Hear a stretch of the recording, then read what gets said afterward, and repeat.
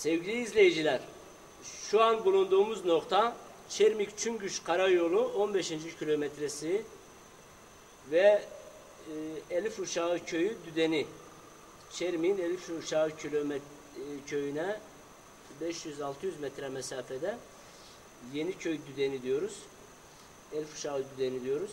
Evet, bu tahmini derinlik 125 metre. 80. metrede çatallaşıyor. Bir kolu güneye doğru barınma yerine, eski insanların barındığı bir mağaraya gidiyor.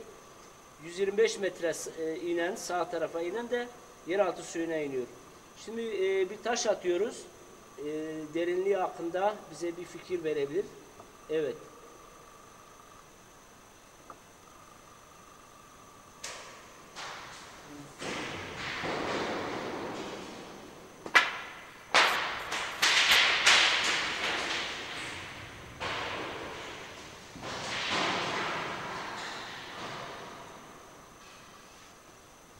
Evet, bu düden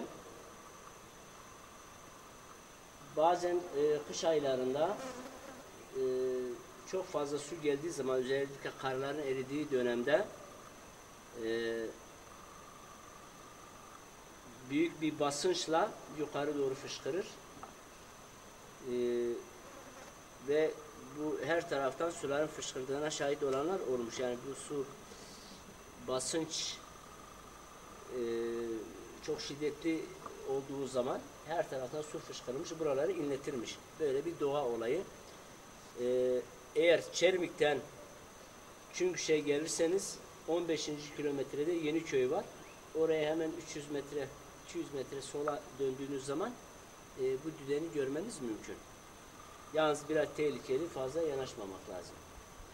Teşekkür ediyorum.